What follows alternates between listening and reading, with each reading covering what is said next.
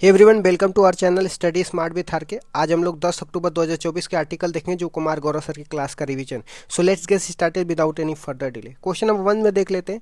Davis baker, John jumper और demise हसबिल को किस शोध के लिए रसायन विज्ञान का नोबेल पुरस्कार मिला है? तो इसका आंसर प्रोटीन संरचना हो गया।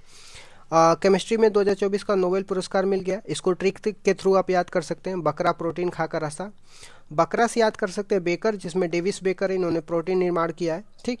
और हंसा से याद कर सकते हैं हसबिस, और जंप करने लगा, जंप से याद करते हैं जॉन जंपर है, इन्होंने आर्टिफिशियल इंटेलिजेंस द्वारा प्रोटीन संरचना का निर्माण। 1901 में केमिस्ट्री का नोबेल पुरस्कार हेनरिकन वॉन्ट हफ को मिला है, ये नीदरलैंड के रहने वाले हैं। मेडिसिन का ट्रिक आप याद कर सकते हैं। गोरी बोस मेडिसिन नहीं लेती है, गोरी और बोस को मिलता है मेडिसिन में, इन्होंने माइक्रो आरएनए डेवलप करी है, ठीक। क्वेश्चन नंबर 2 में आ जाते हैं। डब्ल्यूएचओ के अनुसार ट्रैकोमा को समाप्त करने वाला दक्षिण पूर्व एशिया का तीसरा देश कौन बना है? तो इसका आंसर इंडिया होगा, ठीक। डब्ल्यूएचओ जो भारत ने क्या करी, ट्रैकोमा से मुक्त हो गया, ठीक। पहला देश नेपाल है, दूसरा म्यांमार, तीसरा भारत है, ठीक। 1963 में राष्ट्रीय ट्रैकोमा नियंत्रण कार्यक्रम चलाया जाता है, ठीक। 2014 में पोलियो से इंडिया फ्री हो चुका है। और पोलियो का वैक्सीन किसने डेवलप करी थी? तो इसका आंसर शाल्क ने डेवलप करी थी। चेचक को स्मॉल पॉक्स बोलते हैं, इसकी वैक्सीन जेनर ने डेवलप करी थी, ठीक। कुछ और इंपॉर्टेंट पॉइंटर देख लेते हैं। नाइट ब्लाइंडनेस, जिसको रतौदी बोलते हैं, जीरोफ्लेमिया, जो आंख का सूख जाना होता है, ये विटामिन ए की कमी से होता है। क्वेश्चन नंबर 3 में आ जाता है। 21वां आसियान भारत शिखर सम्मेलन 2024 कहाँ पे प्रारंभ होगा? तो देखने को मिलेगा आसियान का 44th बैठक, जहाँ पे लाओस की कैपिटल है वियंतियेन है, ठीक। वहाँ पे हो रही है, ठीक। को कब स्टेब्लिशमेंट किया जाता है? 1967 में। इसकी हेडक्वार्टर जाकार्ता है और इंडिया आसियान का भाग नहीं है, ठीक। अभी जो है इंडिया आसियान की 21st समिट हो रही है, अलग से आसियान इंडिया के साथ मीटिंग करता है। इंडिया आसियान का 21st समिट हो रही है कहाँ पे? लाओस में, जो भारत के प्रधानमंत्री पीएम पार्टिसिपेट करेंगे। 90th नंबर का ईस्ट एशिया समिट हो रही है, जिसमें 18 देश हैं, और इसकी बैठक कहाँ पे? लाओस में होगी, जिसमें आसियान के 10 देश, इंडिया, चीन, Australia, USA, South Korea, New Zealand, Japan, Russia, ये सारे देश मिलके भाग ले रहे हैं। तो टोटल कितने? 18 देश हो गए। हम बात कर रहे हैं ईस्ट एशिया समिट। इंडोनेशिया की राजधानी जाकार्ता। लाओस एक लैंडलॉक कंट्री, आसियान देश में जो लाओस है एक लैंडलॉक कंट्री है। थाईलैंड की कैपिटल बैंकॉक है, ठीक। क्वेश्चन नंबर 4 के हाल ही में एशिया की सबसे बड़ी और दुनिया की सबसे ऊंची इमेजिंग चेरेनको वेधशाला एमएससी का उद्घाटन कहाँ पे हुआ है? तो बात करते हैं एमएससी क्या, तो इसको बोलते हैं मेजर एस्ट्रोस्फेरिक चेरेनकोव एक्सपेरिमेंट बोल। एशिया महाद्वीप का सबसे बड़ा इमेजिंग टेलीस्कोप है, और ये आपको देखने को मिलेगा 4500 मीटर की ऊंचाई पे है। व्यास जो है, जिसका व्यास 21 मीटर है, ये क्या करेगा? कॉस्मिक रे, गामा रे और ब्रह्मांड को समझने के लिए इसका यूज किया जाएगा, मैस का यूज किया जाएगा। इसका शुभारंभ किसने किया था? एके मोहती ने करी थी, ठीक। कहाँ पे? लद्दाख में। लद्दाख में कहाँ पे? लद्दाख में हेलने में इसका शुभारंभ किया जाता है। तो लद्दाख के बारे में भी कुछ इंपॉर्टेंट पॉइंट आपको ध्यान में रखना है। 31 अक्टूबर 2019 को बनाया जाता है। कैपिटल इसकी लेह है। टोटल 7 डिस्ट्रिक्ट है। नेशनल पार्क कौन है? हेमिस नेशनल पार्क है, और गवर्नर का नाम बीडी मिश्रा है। क्वेश्चन नंबर 5 में आ जाता है। हाल ही में विश्व डॉग दिवस 2024 कब मनाया गया? तो 9 अक्टूबर को मनाया जाता है। विश्व डॉग दिवस 9 अक्टूबर को मनाया जाता है। यूपीयू, यूनिवर्सल पोस्टल यूनियन, इसका हेडक्वार्टर बर्न, स्विट्जरलैंड है। स्टेब्लिशमेंट कब किया जाता है? 1874 में स्टेब्लिशमेंट किया जाता है। अभी जो है 150वीं वर्षगांठ मनाया जा रहा है। हम बात कर रहे हैं यूपीयू की, ठीक। इंडिया में जो राष्ट्रीय डाक सप्ताह है 9 अक्टूबर से 15 अक्टूबर तक चलेगा, और इंडिया का पहला पोस्ट ऑफिस 1774 में कोलकाता में स्टेब्लिशमेंट किया जाता है, ठीक। वर्ल्ड का फर्स्ट पोस्टल स्टैम्प आपको रोलैंड हिल देखने को मिलेगा। जो पोस्टल स्टैम्प की को इकट्ठा करते हैं उसको क्या बोलते हैं? उसको बोलते हैं फिलाटले बोलते हैं, ठीक। क्वेश्चन नंबर 6 में आ जाते हैं। हाल ही में केंद्र सरकार ने राष्ट्रीय समुद्री विरासत परिषद कहाँ पे स्थापित करने की मंजूरी दी है? तो इसका आंसर गुजरात होगा। कैबिनेट ने क्या कर दिया? इसकी मंजूरी दे दी है। राष्ट्रीय समुद्री विरासत परिषद की कहाँ पे? गुजरात, लोथल। लोथल में कुछ और चीजें आपको देखने को मिले, जैसे हड़प्पा सभ्यता का डॉकयार्ड बोला जाता था लोथल को। इसमें 2 चरण में होंगे, एक तो लाइट हाउस होगा, संग्रहालय, और नेवी गैलरी, गैलरी भी इसको बोला जाता है, ठीक। इंडिया फोर्टिफाइड चावल को फ्री 2024 तक मिलने वाला था, लेकिन अब इसको बढ़ाकर 2028 तक मिलेगा। बात करते हैं कैबिनेट ने। कैबिनेट जो मूल संविधान में कहाँ उल्लेख है? तो जो मूल संविधान में कैबिनेट का उल्लेख ही नहीं किया गया था, 44वां संविधान संशोधन 1978 में किया गया था, जब नेशनल इमरजेंसी लगा था, 352 आर्टिकल के तहत नेशनल इमरजेंसी लगा था। उसके दौरान में कैबिनेट की मंजूरी जरूरी होता है, उसके लिए कैबिनेट को क्या किया जाता है, 44वां संविधान संशोधन 1978 में जोड़ा जाता है। क्वेश्चन नंबर 7 में आ जाते हैं, हाल ही में आरबीआई की मौद्रिक नीति समिति में रेपो रेट कितनी तय की गई, तो इसका आंसर 6.5% हो गया। तो मौद्रिक नीति समिति की बात करते हैं तो इसको मॉनेटरी पॉलिसी कमेटी बोलते हैं, जिसके हेड किसने बनाया, उर्जित पटेल समिति ने इसको एस्टेब्लिशमेंट करी थी। ये एमपीसी जो है मॉनेटरी पॉलिसी कमेटी है, ये क्या करता है, महंगाई को 4+-2% टारगेट इसका रखा है, 2 से 6%, ऐसा उर्जित पटेल कमेटी ने इसको बताया था। ठीक, एमपीसी में 6 मेंबर होते हैं, 3 गवर्नर से होते हैं, 3 गवर्नमेंट से होते हैं, 3 आरबीआई से होते हैं। ठीक, इसके हेड कौन होते हैं, आरबीआई के गवर्नर है। अभी कौन है, शक्तिकांता दास है। हर 2 महीने में एक बार क्या होती है, एमपीसी की बैठक होती है। ठीक, वर्ष में 6 बार होती है। रेपो रेट तय करना इसका होता है, जो अभी 6.5% है, और बैंक रेट कितना है, 6.7%, अनचेंज है। ठीक, रेपो रेट हमेशा रिवर्स रेपो रेट से ज़्यादा होता है, बैंक रेट हमेशा रेपो रेट से ज़्यादा होता है, तो ये भी आपको ध्यान में रखना होगा। रेपो रेट क्या होता है, रेपो रेट को रीपर्चेजिंग ऑप्शन बोलते हैं। क्या बोलते हैं, रीपर्चेजिंग ऑप्शन बोलते हैं। आरबीआई जो है बैंकों को जो कम समय के लिए उधार देती है ना, उसको क्या बोलते हैं, रेपो रेट बोलते हैं। ठीक, क्वेश्चन नंबर 8 में आ जाते हैं, हाल ही में चर्चा में रही हमसफर नीति का संबंध किससे, तो इसका आंसर नेशनल हाईवे से संबंध है और राष्ट्रीय राजमार्ग बोलते हैं। ठीक, हमसफर नीति किसने स्टार्ट किया, नितिन गडकरी ने किया, राष्ट्रीय राजमार्ग के लिए। ठीक, ये इसलिए ताकि यात्रा को सुगम, सुखद और सुरक्षित बनाने के लिए। राजमार्ग यात्रा ऐप भी लॉन्च किया गया, जिस पर क्या ATM, trauma centre, fuel station, भोजनालय, इन सब चीजों का आपको जानकारी मिल जाएगा। क्वेश्चन नंबर 9 में आ जाते हैं, हाल ही में भारतीय नौसेना में शामिल दूसरा सबसे बड़ा स्वदेशी सर्वे पोत कौन सा है, तो हम बात कर रहे हैं सर्वे पोत का। ये दूसरा नंबर का, पहला आईएनएस संदाक था, दूसरा आईएनएस निर्देशक है। ठीक है, ये सबसे बड़ा स्वदेशीय सर्वे पोत है। इसका निर्माण किसने किया था, गार्डनर रिच शिप बिल्डर ने करी थी। कहाँ से, कोलकाता से। ठीक, तो इंडिया की नौसेना में दूसरा सबसे बड़ा स्वदेशी पोत कौन है, आईएनएस निर्देशक है। ठीक, क्वेश्चन नंबर 10 में आ जाता है, हाल ही में पृथ्वी के वायुमंडल में पुनः प्रवेश करने वाला, रिकॉर्ड कर दिया था, 104 उपग्रहों को प्रक्षेपित करने वाला रॉकेट कौन सा है, तो इसका आंसर पीएसएलवी C-37 है। पीएसएलवी C-37 को 2017 में लॉन्च किया गया था, और एक साथ 104 उपग्रहों को, सैटेलाइट को लॉन्च किया जाता था। अभी क्या हुआ है कि जो अवशेष है उसको पुनः वायुमंडल में प्रवेश कर गया, ताकि स्पेस में कचरा को कम किया जा सके, और इसको क्या किया जाए, जला दिया गया। ठीक, पीएसएलवी C-37 का फुल फॉर्म आप देख लेना, पोलर सैटेलाइट लॉन्च व्हीकल बोलते हैं। C-37 है, इससे 104 उपग्रहों को लॉन्च किया जाता है। अब ये जो है पुनः वापस में वायुमंडल में प्रवेश कर गया। अब वो वायुमंडल में प्रवेश कर गया, इसका मतलब स्पेस से कचरा अब क्या होगा, कम होगा। ठीक, आ जाते हैं ललन टॉप बातें में, हाल ही में डेंगू के व्यापक प्रसार के लिए किसने स्वास्थ्य आपातकाल घोषणा करी है, तो इसका आंसर पेरू हो गया। भारत की जन औषधि पहल में शामिल होने वाला पहला देश कौन सा है, मॉरिशस है। ऑक्सफोर्ड पुरातत्वविदों द्वारा खोजी गई हड़प्पा युग की किलेबंद बस्ती मोरोधारो कहाँ स्थित है, तो इसका आंसर गुजरात होगा। मनुष्य के लार में कौन सा एंजाइम पाया जाता है, लाइसोजाइम बोलते हैं।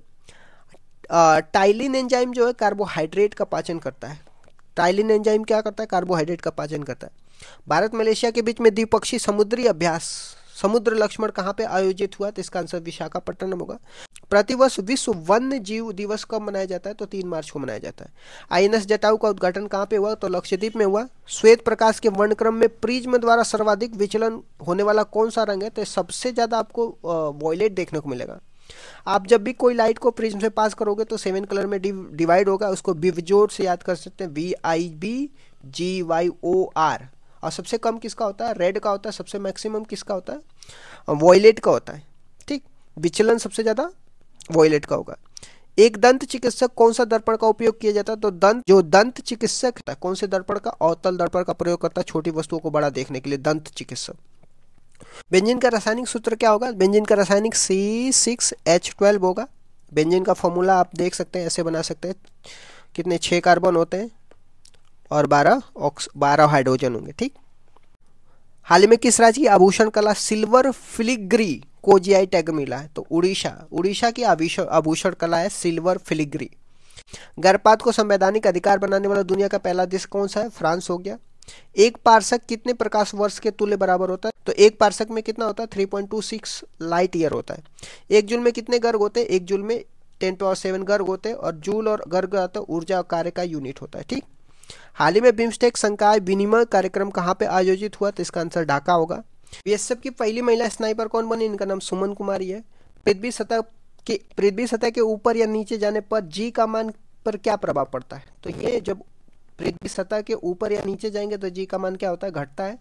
पृथ्वी के सतह पे जी का मान मैक्सिमम होता है। ठीक, यदि बैरोमीटर का पाठ्यांक धीरे धीरे गिरता है तो क्या संभावना होगी? वर्षा होगी। एकदम से गिरता है तो तूफान होगा, ऊपर जाता है तो मौसम साफ होगा। यूएस गोल्फ एसोसिएशन ने किसे बॉब जोन्स पुरस्कार से सम्मानित करने की घोषणा की है? तो टाइगर वुड्स को। हंगरी के नए राष्ट्रपति कौन बने? तो इनका नाम तमस सुलियोक बने। ठीक, प्राथमिक रंग कौन कौन होते हैं? तो RGB याद कर लीजिएगा, रेड ग्रीन ब्लू होता है, इसको प्राथमिक रंग बोलते हैं। अमीटर का सदैव किस क्रम में लगाया जाता है? तो अमीटर को सदैव श्रेणी क्रम में लगाया जाता है और अमीटर जो धारा का मापक होता है।